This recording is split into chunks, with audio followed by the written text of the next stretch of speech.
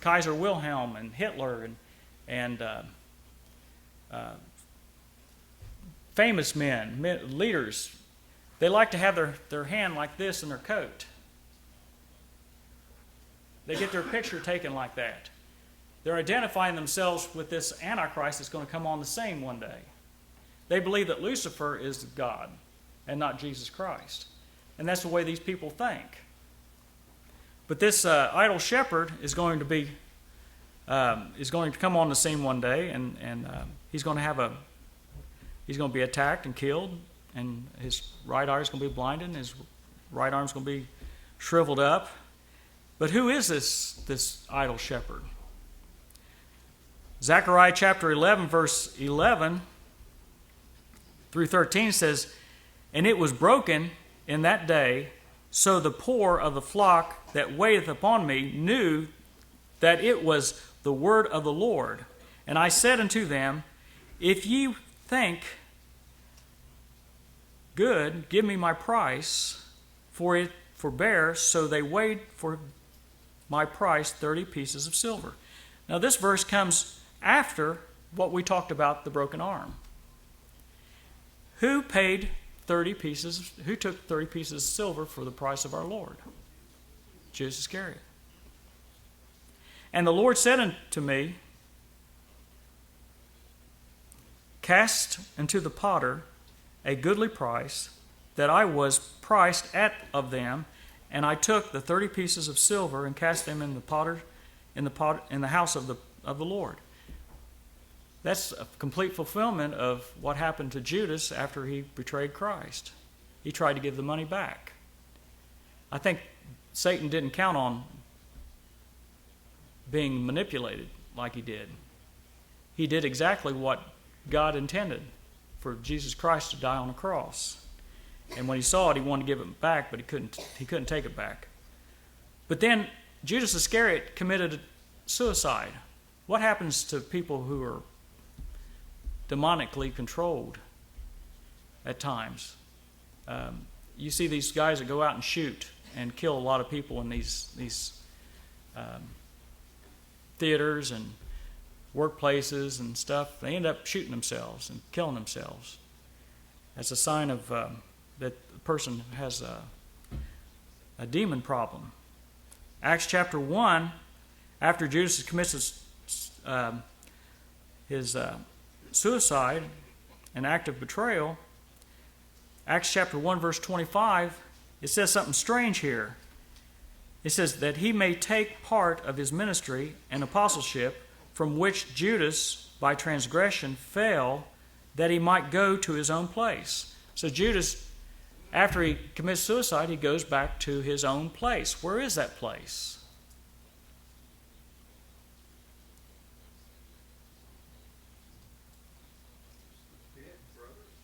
Yep, he goes to the pit.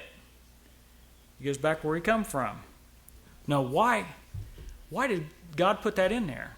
Because he wanted you to know something was strange about Judas. Judas was a half-breed Jew, a Syrian Jew. Revelation chapter 9, verse 1 through 11. We're not going to read all of them, and I know you're all happy about that. "And the fifth angel sounded, and I saw a star fall from heaven and unto the earth." Now, what star falls from heaven during the tribulational period? Yeah. And he goes down and he unlocks the bottomless pit. He says, "And to the earth, and to him was given the key of the bottomless pit."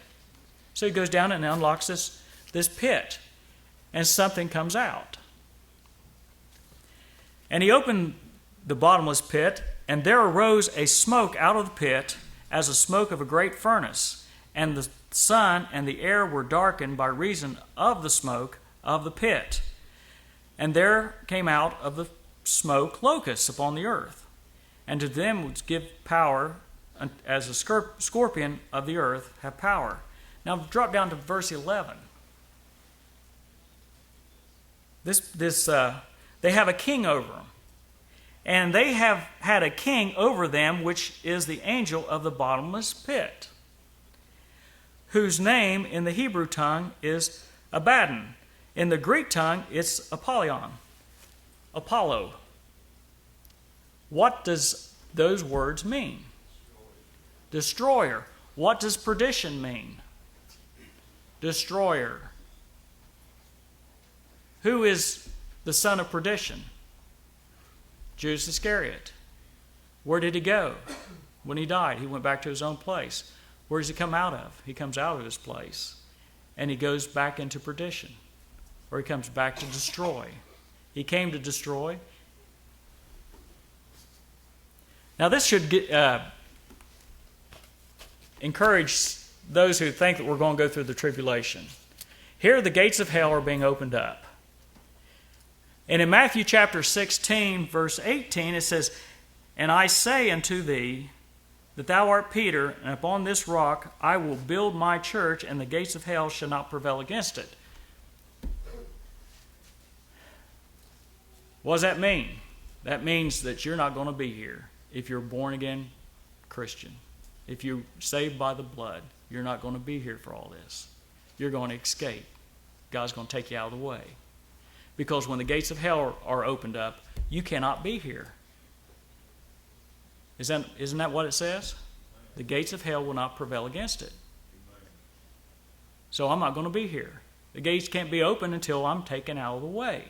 And the Bible repeats that.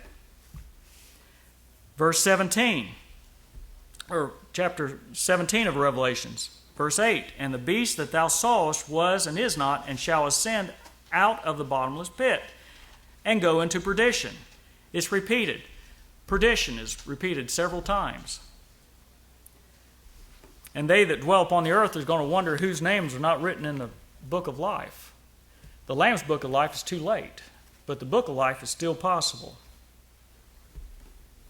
Revelation chapter 11, verse 3 through 4, talks about reincarnation. You say, well, I don't believe in reincarnation. Well, the Bible teaches it. Certain people will be brought back.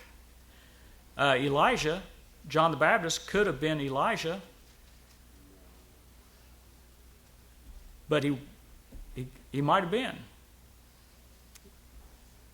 Revelation chapter 11, verse 3 and 4 says, "And I will give power unto the 2 witnesses, and they shall prophesy 1,260 days with sackcloth and ash, or clothed in sackcloth."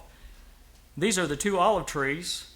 Moses and Elijah come back during the tribulation. There'll be the 2 witnesses. We'll say, I don't believe that. I think it's Enoch and Elijah, because neither one of them died. Who did God appear with on the Mount of Transfiguration? Moses and Elijah. What happened to Moses' body? God took it. Why?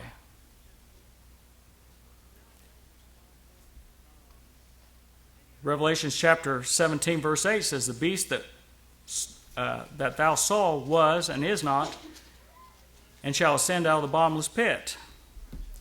He was and is not, but he is, isn't he? So he has to come back. Genesis chapter 3, verse 15. You say, well, I don't believe angels can appropriate. Well, the Bible says they can. In Genesis chapter 3, verse 15, it talks about the seed of the dragon, or of Satan. "And I will put enmity between thee and the woman, and between thy seed and her seed, and it shall bruise the head, and thou shalt bruise his heel." So we've been studying that for quite a while, about the Nephilims and the sons of God taking the daughters of men. There are 18 different types of Antichrist listed in the Bible. 18 types. Cain, Nimrod; Esau, Pharaoh; Balak, Saras; Amalek, Saul, Goliath; Absalom, Jeroboam; Ahab, Sennacherib; Nebuchadnezzar; Haman. This word Haman, if you go on the internet and you Google Earth, you can go over to Saudi Arabia, and it takes a little searching, but you can find this. Haman is written out in sand. they dug into the earth, and this thing's miles and miles long, but they wrote out Haman, and they filled it up with water, and it's kind of odd when you're going over there searching, and you all of a sudden you see this name pop up at you, and you think it's a kind of a, some kind of a something they put on the map itself, but it's actually there. Caesar, Herod, and Judas. There are 18 types of the Antichrist. How many types of Christ are there in the Bible? 21. There's 21 types of Christ in the Bible. There's only one Christ. Now, the Antichrist, when he comes, he's going to be a contrast to Jesus Christ. And Jesus Christ, when he comes from above. The Antichrist came from below. Jesus Christ came in the Father's name. The Antichrist came in his own name. Jesus Christ humbled himself. The Antichrist exalted himself. Jesus Christ will be exalted. The Antichrist will be cast into hell. Jesus Christ was despised by men. The Antichrist will be admired by men. Jesus Christ will do the Father's will. The Antichrist does his own will.